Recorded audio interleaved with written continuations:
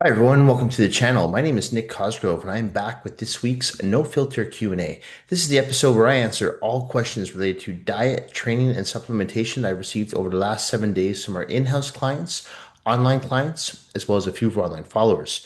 Remember, if any questions relate to your nutritional plan, workout program, supplements you are currently taking, not taking, or considering taking, please feel free to email me those questions at nick@foreverfitperformance.com, or you can DM me your questions on my Instagram at fitcosgrove_. All right, let's get started with this week's no filter Q&A with question number one. Nick, is it actually possible to stay lean year round naturally, or does everyone eventually have to choose between being shredded and or enjoying life? And or enjoying life. Um, I guess that would depend on what your definition of being shredded is and what your definition of enjoying life is. Because to me, enjoying life doesn't mean that you have to be a glutton and you have to eat out every day and you have to have junk food and you have to have burgers and fries and ice cream and pasta. To me, eating is just one part, one very small part of enjoying your life. My life doesn't revolve around food. So for me, I'm not someone who you would define as a foodie per se. Like I could take it or leave it. Yes, I need food for survival, but I'm not someone who looks forward to eating certain foods. And there's nothing wrong with people who do look forward to eating certain meals or going out to certain restaurants, but I think it's a detriment to your health and your physique and your fitness if your life revolves around food. Okay. As far as being shredded is concerned, yeah, if you're a guy walking around at 3% body fat year round is not realistic. It's not healthy. In fact, that can be detrimental to your health, your kidneys, your organs.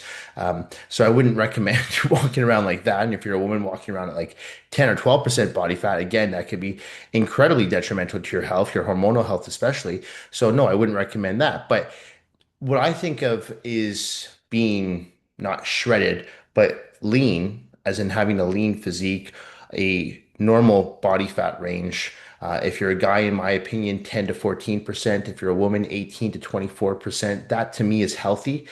It's not shredded by any means, but it's also not overweight. It's not considered obese. It's actually quite healthy. And to me, those body fat levels are quite easy to sustain. But in order to get to those body fat levels, you have to be disciplined with your diet. You have to be consistent with your training. You have to make sure you're getting enough rest and recovery. Once you get down to those levels, though, I feel that that type of body fat level, those numbers I gave for both men and women, are very realistic to sustain while still enjoying your life, which means that you can go out to restaurants once or twice a week. You can indulge and have a slice of cake every now and then. Okay. So you don't have to measure and portion out every single meal you have. That to me is a very sustainable and enjoyable life to live. For myself, like I said, I enjoy the way I eat. I have no problems going out to a restaurant. I have no problems having something that's not on my diet. If we're at someone's house for dinner and it's something I don't usually eat, I'll still eat it because I have a healthy relationship with food. But my life doesn't revolve around it. So I'm not thinking that I need to have this. And I think that's the mistake. I think when people have an unhealthy relationship with food, whether they overeat or whether they deprive themselves too much, or they view food as the enemy, as it's going to make them get fat, as opposed to it's going to fuel you, it's going to give you the right nutrients you need in order to perform both physically in the gym, mentally at work. I think that's important. And I think when people like have that unhealthy relationship with food, whether it's eating too much or too little, that can become detrimental. All right. So to answer that question, no, I don't think you can be shredded year round and enjoy life because I'll tell you, as someone who has been shredded, and as a man, I feel that shredded is below 5% body fat. I didn't enjoy life. I was miserable. I was tired. I was very, very weak in the gym. I had zero libido. I couldn't sleep properly. Just everything hurt. It hurt to sit. It hurt to stand. I had no fat anywhere. And that was getting ready for a competition. I would not recommend anyone stay that low in body fat and be so-called shredded. But 10 to 12% for a man, like I said, 18, 24% for a woman, that to me is healthy, it's sustainable, and yes, you can still enjoy life. All right. So I hope that kind of answers the question, but really it depends on what your version of shredded is and what your version of enjoying your life is. All right. Okay, next question. Nick, I've been lifting consistently for over 2 years and still don't look like I even lift weights. What do you think I'm most likely doing wrong? Yeah, it's more like a homework assignment because I'd have to really dissect your nutritional program, your training plan, along with your supplement protocol to really tell you where I see the red flags. But I will tell you this. When I work with someone who has been training the gym on their own for a few years and they come to work with me and they're telling me, like, I don't know what I'm doing wrong. Like, I'm in the gym 4 or 5 days a week. I eat pretty clean and, I feel like I'm doing enough and I don't know what's going on. Is it my genetics? Is it my hormones? I'm like, well, okay, maybe. Maybe it is your genetics. Maybe you have the worst genetics in the world. Maybe your hormones are all out of whack. Okay. But let's look at things first. You say you train 4 or 5 days a week. What did those training sessions look like? What do you consider to be an intense training session? Because to me, my definition of an intense training session, the first thing, your cell phone never makes an appearance. There's no reason for your phone to make an appearance during a workout. The reason I say that is because that phone is a distraction. So if you're someone who takes out your phone in between sets, and I've talked about this numerous times on the channel, that to me tells me that you are not an intense lifter. You're not, period. Because you're letting yourself get distracted by your phone. Your rest periods are most likely going to be way too long because that 1 minute rest period turns easily into 3 or 4 minutes because you're distracted by Instagram reels or Instagram posts or TikTok videos, whatever it is. You're distracted, you lose focus, you lose intensity. So, no, you're not trained hard enough. Okay. The other thing is, does your program make sense? So many times that I've watched people go to the gym and just wander around aimlessly, just selecting exercises based on what's available or based on what they feel like training or what they're comfortable with doing. You have to have a game plan. Okay. It's so important. You should be going into that gym knowing exactly what you're going to do that day. You might not be able to do the exact same exercise, especially if you train at a commercial gym and certain machines are in usage. I get it, but then program accordingly. Oh, crap. I can't do an incline barbell bench press because the incline barbell bench press is in use, but there's a bench right over there and I can do incline dumbbell bench press. I'm still going to work my upper chest, but problem solved. All right. So find an alternative exercise. Don't get so focused on the exercise, just focus on the muscle groups you're training. Then, if you look at the nutritional aspect of this, you say you eat clean most of the time. Well, what does that mean? What is your definition of clean? Because I can tell you, I have a lot of people I work with, and their definition of clean when they first start working with me is having 50 to 75 grams of sugar a day. That's not clean. To me, like when I'm looking at sugar, for example, I'm trying to get my guys under 30 grams of natural sugar per day and my women under 25 grams of natural sugar per day, which might sound like a lot, but there's a lot of sugar in our food. All right. So you have to be careful when you're looking at nutritional labels. And this is why I think it's crucial that people practice proper portion control. No, you don't have to weigh out every single thing you put in your mouth, although it does help to practice portion control on a regular basis because it stops you from overeating or under eating. Because let's face it, if you have a lot of muscle and you're not fueling that muscle properly, you're not going to grow. You're not, period. Okay. And the same thing is if you're trying to lose weight, but you're eating a lot of good food, but you're eating too much of the good food, you're going to be in a caloric surplus. And therefore, you're not going to lose weight. If anything, you're going to gain weight and it's going to be unwanted weight. So you have to make sure that you're practicing proper portion control, that you have a general idea of how much carbs, protein, and fats you're having per day of each macronutrient and what's working for your body type. All right. So that's cruel. That's crucial to make sure that nutritional plan is dialed in accordingly in addition to your training program. And finally, when you look at your supplement protocol, when I talk about supplements, I want to be very clear here. I'm not talking about PEDs. I'm not talking about performance enhancement drugs. I'm talking about your vitamins, your minerals, omega-3s, vitamin D, vitamin C, vitamin B, zinc, okay? Arginine, lysine, whatever you're deficient in. And how do you know what you're deficient in? You go for blood work once a year. You get all your blood work done, you'll look at what you're deficient in. Oh, I have vitamin D deficiency. Why don't I start supplementing with 3,000 IU vitamin D per day? Okay, whatever you need for your body weight. You do that for 6 months. You go get your blood work done. Hey, my vitamin D levels are good again. Okay. So it's so important that when you're putting together a supplement plan or a supplement protocol, that you customize it to the best of your abilities. And the best way to do that is get your blood work done.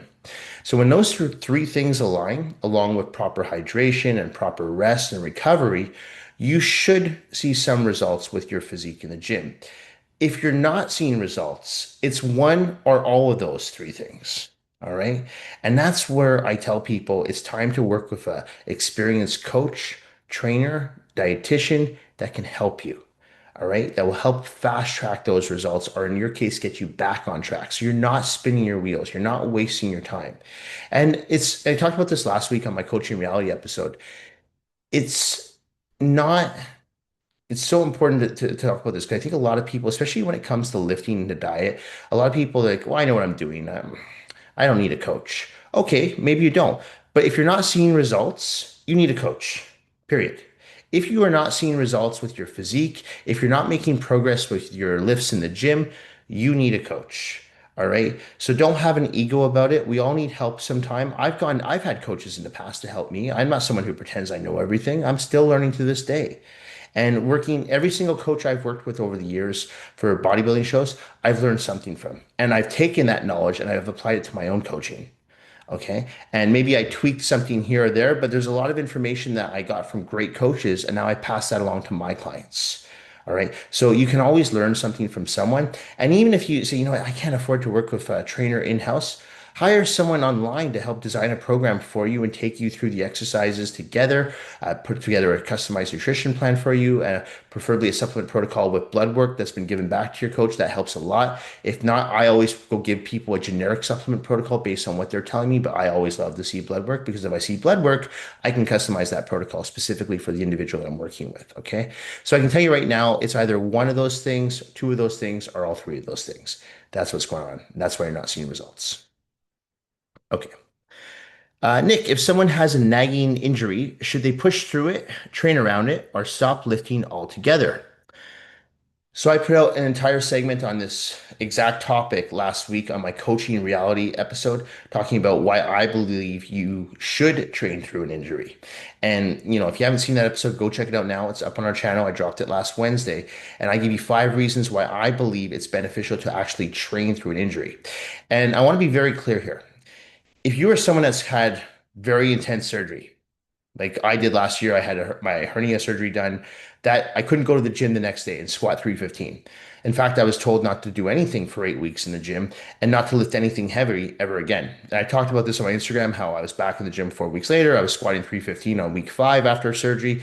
That's me. I'm not recommending everyone do that. But I never took my foot off the gas. So even though I wasn't lifting weights, I was still doing something. I was still coaching clients in the gym, so I was still passing people weights. I was still demonstrating exercises.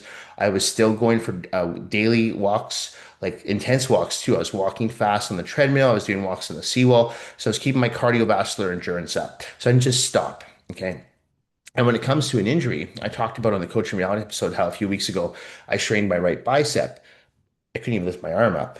But that's only one of 128 muscles that I can train.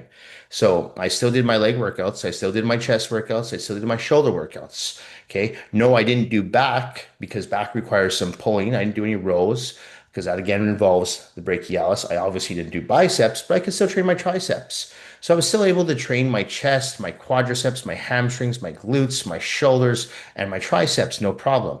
So I still went to the gym. So this is why I always believe that if you're dealing with an injury, whether it's acute or chronic, locate that injury. Okay, so you know exactly where it is and say, okay, well, what can and what can I not do? All right. So, for example, when I had my hernia last year, when I was waiting for my surgery, there were certain movements in the gym that I couldn't do. Barbell curls was one of them, just the lift off of the bar. I just could not do them. It was too painful. So I didn't do them. And I did another exercise for my biceps. But while I was getting ready for that surgery, I would swim every day. And I started with doing 10 laps in my pool downstairs. We have a lap pool that built up to 100 laps. Okay. So my cardiovascular endurance got really good. So I'm like, okay, well, I can't do certain movements. There were a few other exercises in the gym I couldn't do with that hernia. Now I can do them all. But during that time, I couldn't. But I didn't just stop training. Yes, I had an injury, but I'm not just going to sit on my ass and wait for my surgery. I can still do things. So I think it's so important that people do train through injuries. And I'm not going to go through those reasons because I just put out the segment last week. So go check it out. I talked about the mental benefits of exercise. I talk about the physical benefits of, still moving even though you are injured because you still want to work on your body, you still want to work on your mind, and going to the gym is a great way to exert that energy, help start stave off with potential depression, putting on weight. So a lot of these things, a lot of people feel that when they work out, they feel better about themselves, they're more confident, they sleep better. So there's always benefits to going to the gym and exercising. So stopping, taking your foot off the gas. I'm not saying stopping for 1 or 2 days. You take 1 or 2 days off the gym, no big deal. But taking 1 or 2 weeks or 2 months or 3 months to let an injury recover, I personally think that's detrimental to your overall mental health and your physical health, and I don't advise it. Figure out what you can do in the gym, or if you can't even go to the gym, maybe you've broken your arm. But to me, if you've broken your arm, you can still do legs. So you can still do leg extensions. You can still do some leg press. So there's still things you can do. But if you can't go to the gym, well, you got outside. You can still go for walks. Maybe you can go for a swim. Okay, maybe you can go for a bike ride, whatever it is. But you can still move. All right. And as long as you're still moving, in my opinion, you're going to keep your body fresh and you're going to keep those good habits in check. So you're not going to go down a downward spiral, pick up bad habits, and maybe get a little bit more depressed because you're not training. You put on some extra weight. Now it becomes very difficult to get back into the gym. All right. So I strongly advise anyone who's dealing with an injury, figure out what you can do and what you can't do and work around it, but don't stop altogether. All right. Nick, how much of building a great physique is genetics and how much is simply discipline over a long period of time? Oh, yeah, I talked about this last week on the Q&A. So, look, listen, genetics are important. I would be lying if I said genetics aren't important. I would say genetics are 40% of the equation. But the work, as in the work that you put in the gym, the work you put in with your diet, the work you put in with your supplement protocol, the work you put in with your sleep, your recovery, your hydration, that's 60%. You know what? I'm going to change it. I would say that's 70% genetics or 30%. Because I've seen some people, myself included, who don't have the best genetics and have transformed their physiques through discipline, dedication, consistency, and an excellent work ethic. All right, they have. And I think a lot of people blame their genetics for their lack of results. And I think that's just a cop out because listen, like, yes, it's true. Like genetics will get you over that hump for sure. And I think I talked about professional athletes, I talked about professional bodybuilders. There is a genetic element there for sure. We can't say no, there's not. But I've always said that if there's someone out there who has shitty genetics, but a really good work ethic, as in their diet's dialed in, they're training consistently, they're resting, they're recovering, they're approaching their workouts methodically. I truly believe that person can pass someone who's got superior genetics, but a shitty work ethic. Because that person with superior genetics is just relying on their genetics. But if they can't stay consistent with the gym and they can't dial in their diet, no, I think the person with the shitty genetics and the great work ethic will surpass them. I truly do. Because I've seen it. I have. There's so many guys I've seen in bodybuilding shows that have these great genetics. I'm like, oh my God, if you just applied yourself, you could be 8-time Mr. Olympia. You truly could. Or you could be a model on no, magazines are dead now, but you could be a model, an Instagram model, or whatever they pay now, like actual like social media influencers, right? But they don't apply themselves. Or you get people who could be professional basketball players or hockey players, but they just don't apply themselves. All right. So there's a lot of people out there who have the genetic potential, but they don't have that work ethic. And I've always said this too. If you've got great genetics and a great work ethic, that's an unbeatable combination. No one's touching that person. Okay, that's the Michael Jordans out there. That's the Wayne Gretzky's out there, right? That's the LeBron James out there. So that's the Ronnie Coleman's out there. You're not touching those guys. They're unbeatable. You're never going to beat them because they got the genetics and they got the work ethic and they've got that strong mental resilience. So those people are untouchable, but you have to stay in your lane. And if you're someone like me who has average genetics, not shitty genetics, but average genetics, you got to work with what you got. And I feel that for myself, I've been able to take my physique to levels that I probably couldn't take to, not even close to, if I didn't have that work ethic and that discipline with my diet, my training, and my supplementation. Okay. Nick, do you think social media has made people more motivated to get in shape, or is it actually made fitness worse? Yeah, I think it's done both. I've talked about how social media has its pros and its cons.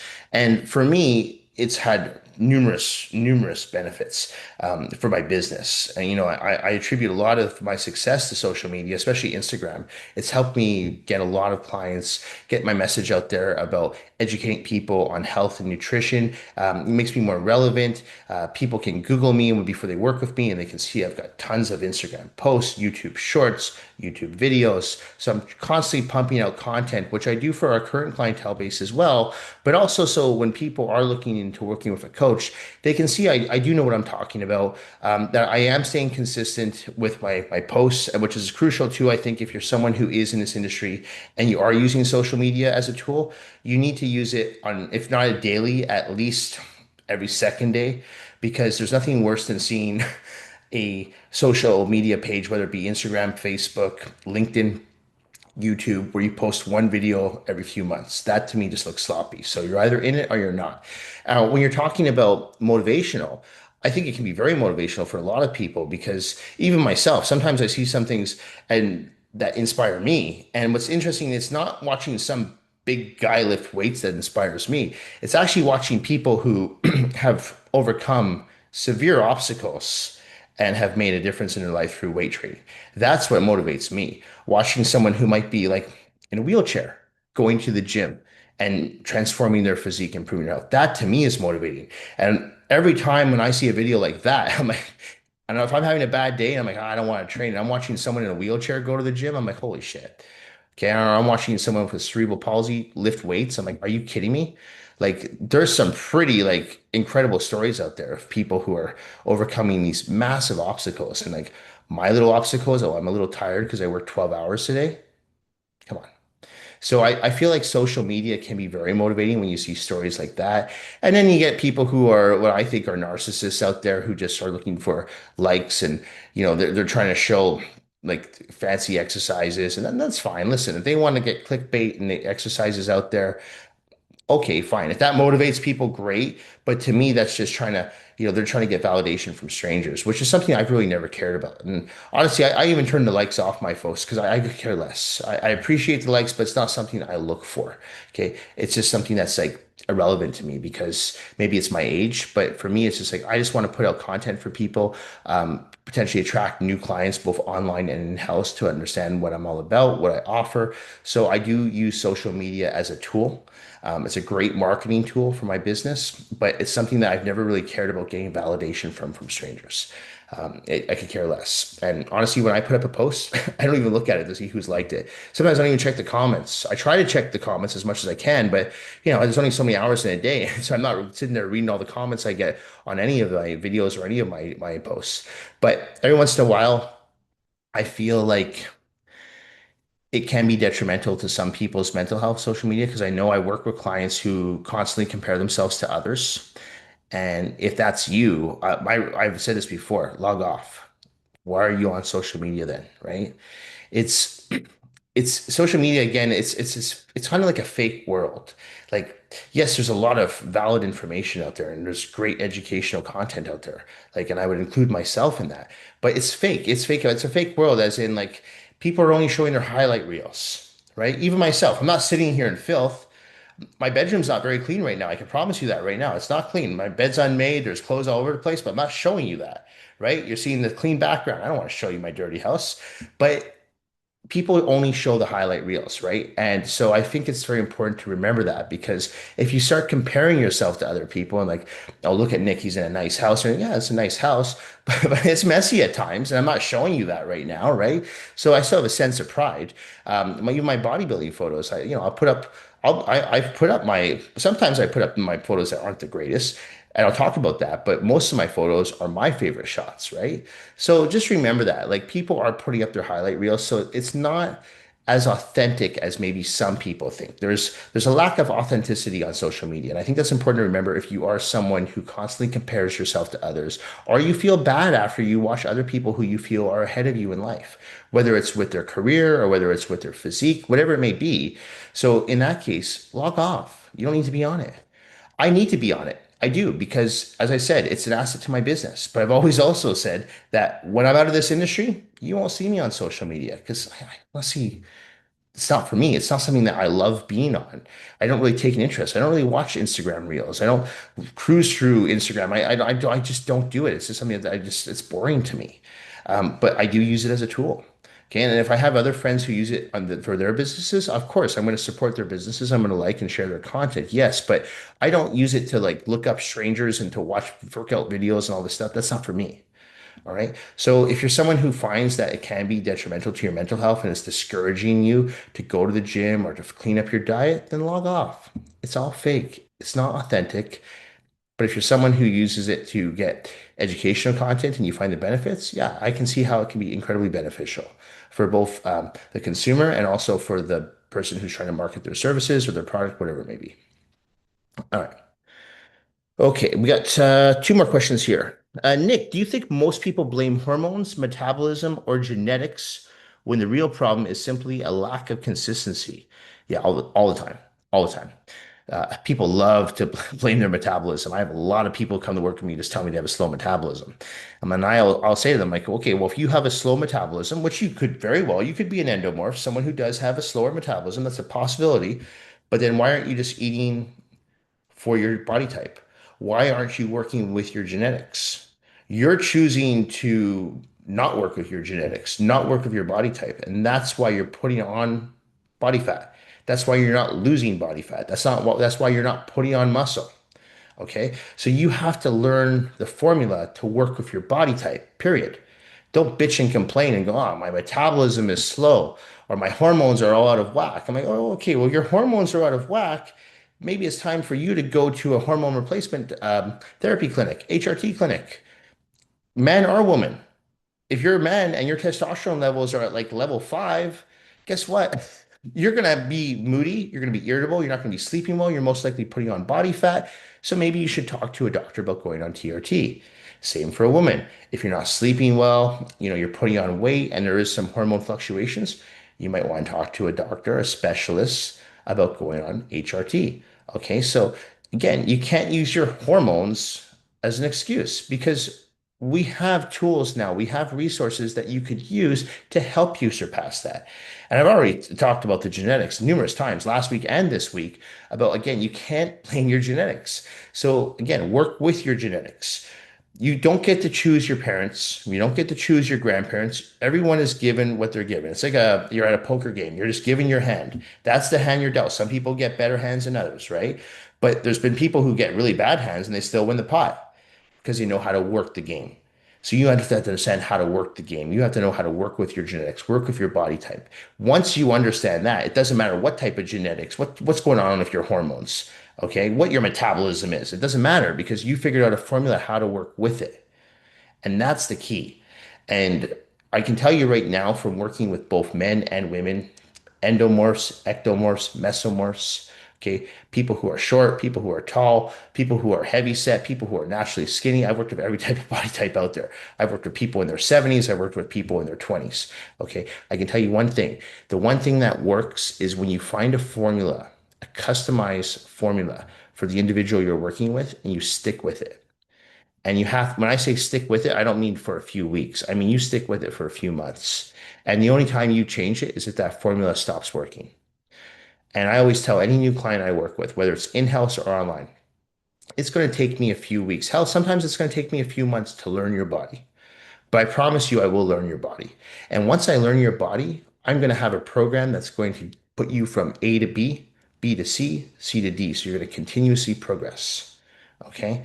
And that's important as a coach to understand the person you're working with. And the only way I'm going to figure that out is by working with the individual, giving them programs, asking for feedback, and it's back and forth with that person. And together, you figure out the formula that's going to work for that individual. Okay. So yes, people do blame their genetics, their metabolism, their hormones all the time. Okay. And in my opinion, if they're just consistent with the program and are willing to stay disciplined with the diet, consistent with the training, they will get the results.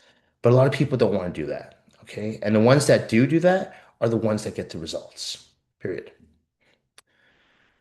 Okay. Last question here. Nick, how do you stay disciplined enough to train when you're tired, stressed, injured, or simply don't feel like being at the gym? So it all comes down to forming good habits. And I've talked about this before about how if you rely on motivation, that's a mistake because no one's motivated 24 hours a day. It's impossible. But if you can create good habits and build on those habits and stay consistent with those habits, you will become successful. So what I mean by that is Friday I came home after working from 6 a.m. until I think it was 6 p.m., 12-hour day. I had no meals prepped. But I'm like, well, I still have to prep my meals. Even though I'm tired, I have to prep my meals because If I don't have any meals prepped for the following day, Saturday, and I work at 7 in the morning, what am I going to do? I'm going to have to, I'm going to have to order something from off the street. I'm going to have to go into a 7-Eleven. I'm going to have to get something off my diet. It's going to make me feel like crap. So I'm like, no, no, this is important. This is a habit that I've installed. So I'm like, no, this has to be done. It's a non-negotiable. And it's the same thing I do in the gym. If it's time to train legs, let's say it's leg day, and I don't have anything wrong with my knee or my hip, I'm like, I just don't want to train legs. I'm like, well, too bad, suck it up, because it's a habit. And because it's a habit, I've been doing these habits for so long. If I took that habit away, somebody would feel like it's missing from my day. On days that I don't go to the gym, honestly, it feels like something's missing from my day. It feels like I haven't accomplished everything because I built a habit. So, and it's a good habit. It's a healthy habit. It's not an unhealthy habit. Going to the gym, regular exercise is a healthy habit. Eating clean, meal prepping, practicing portion control, those are all good habits. Sure, some people might be like, well, that's unhealthy because you look at food differently and you're constantly measuring and portioning out your foods. Okay, that's you can say that, but that's what works for me. It works for my digestive system. I sleep really good. I train really well. I avoid injuries in the gym. And I attribute that to following a diet that is full of nutritious food, that's portioned out properly, and a consistent training schedule, as well as making sure I get enough sleep and recovery. Okay. But those are all habits. And so that's one thing I try to teach my clients from day one is we need to build on good habits. Because if you've got a stack of good habits, like big stack of good habits that's lined up in your day. Like, yeah, my meals are all prepped. My gym clothes are packed for the next day. I go to bed at 10 o'clock. I wake up at 5 o'clock or 6 o'clock in the morning. This is something I'm doing consistently. Like, great. You've got those good habits. And there's a saying, and it's not my saying, but there's a saying that says it takes 21 days to develop a good habit.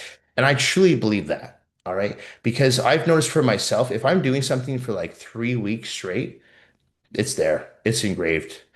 We go back to that swimming I was doing for my hernia surgery. I gotta tell you, the first week sucked. The water was cold. I felt weak. I could barely manage 10 laps. But once I got into that second week, okay, it got a little bit easier. The water became a little bit warmer for me, and my body just adapted to that cold water. And now I could do 20 laps. And then that third week came, I could do 30 laps. And like, this isn't so bad. Now I'm not like completely destroyed after the swim. I feel pretty good. Actually, I have more energy. And then it turned into 40 laps and so on. I got up to 100 laps. And it felt like nothing. It felt easy. And when I took it away, when I had the surgery, I'm like, man, I really miss swimming now because it was something that had added to my day. It was a challenge for me.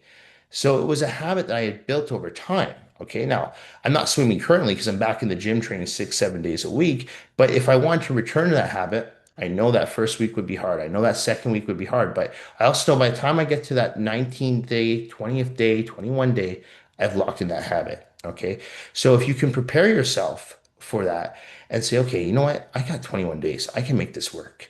You get through those first 21 days, you've developed that habit. It's there for life. Okay. So that's my recommendation is try to focus on building on good habits because once you have those good habits, you'll have them for life and it makes staying on the plan much more sustainable. And to answer that first question, staying lean year round, much more sustainable because it's no longer a challenge. It's no longer a challenge to have all your meals prepped and practice portion control. Go to sleep at a regular time, train consistently, okay? Train intensely because now it's built into you. Okay, so that's the one thing I'd recommend to everyone is focus on building good habits if they want to become successful with their health and their physique. Anyway, that's it for this week's No Filter Q&A. This episode will be going out on Monday, July the 27th. As a reminder, if you have any questions related to your nutritional plan, training program, supplements you're currently taking, not taking, or considering taking, please feel free to email me at nick@foreverfitperformance.com or you can DM me your questions on my Instagram at fitcosgrove_. Thank you all for watching. Thank you for supporting my YouTube channel. Please like and subscribe to the channel if you haven't already. It truly does motivate me to keep pumping out content on a weekly basis with both my no filter Q&As that drop every Monday, my coaching reality episodes that drop every Wednesday, and my YouTube shorts that drop every second day. Okay, so please like and subscribe to the channel. And I do appreciate all the support and feedback. Also, if you haven't already, add me on Instagram, fitcosgrove_, for daily posts and video content of what I do in the gym, nutritional recipes, everything I post out there as well, educational content with regards to resistance training, cardiovascular training, and obviously dietary nutrition. Anyway, thank you all, and I will see you all later on this week for the next coaching reality episode. Thanks again, and bye for now.